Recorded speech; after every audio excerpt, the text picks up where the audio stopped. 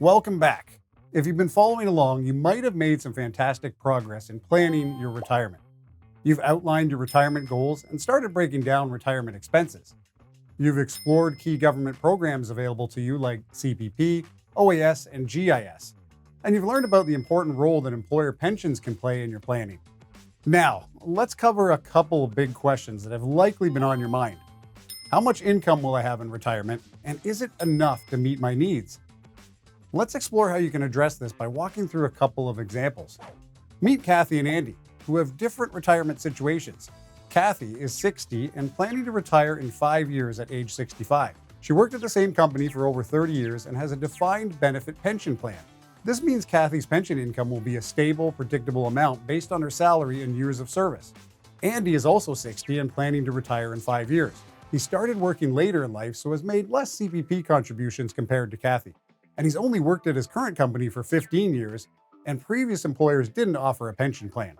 His current role offers a defined contribution pension plan, which means his pension income will depend on how much he and his employer have contributed and how well his pension investments have performed over the years. Now, let's see how Kathy and Andy's retirement incomes might shake out. Step 1, add up retirement income sources. If she chooses to receive her benefits right away, Kathy will receive income from CPP and OAS. She expects to receive about $1,400 a month from CPP and $1,100 a month from OAS. That's $30,000 a year in government benefits. Kathy is in a defined benefit pension plan, and after 30 years of service, let's assume she's set to receive about $3,000 per month. That's $36,000 per year from her employer pension, making a total retirement income of $66,000 a year.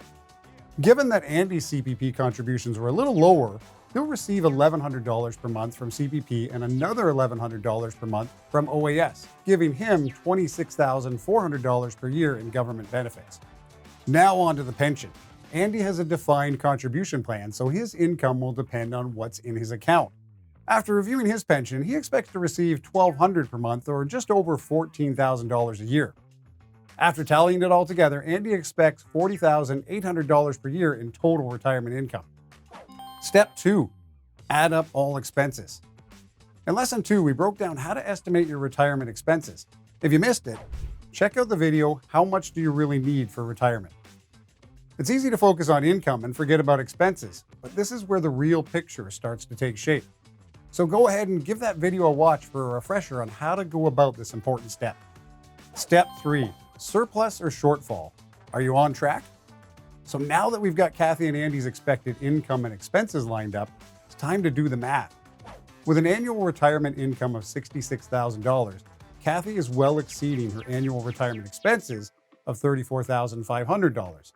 If you find your income will be higher than your expected expenses, fantastic. Kathy has a surplus of $31,500.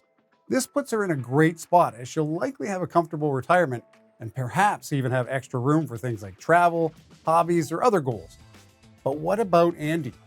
As we can see, his estimated annual retirement income of $40,800 appears to fall short of covering his expected annual expenses of $46,000 a year. This might sound concerning, but here's the good news for Andy. It's not too late for him to make adjustments. This is why it's so important to start planning early. The sooner you identify a shortfall, the more time you have to find a solution. Which brings us to our next step. Step 4. You've identified a shortfall. What now? If this has happened to you, there are a few things you can do to help close that gap. One strategy is to delay your government benefits. If you don't need to start dipping in right away, you can delay them until age 70. This means your monthly CPP and OAS payments will be higher when you start receiving them. However, you may need to fund your expenses from other assets until you turn 70. So think about boosting your RRSP and TFSA contributions. And don't forget about spousal RRSPs. They can help split income and save on taxes. Now, if you won't have enough savings to cover that gap, you could consider delaying your retirement or work part-time.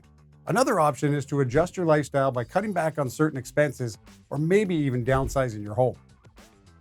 So, now that you've seen how Kathy and Andy's situations compare, take a moment to think about your own.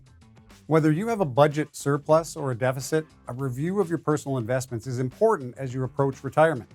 Join us in our next lesson where we show you how to review and fine-tune your investment portfolio by answering 3 questions.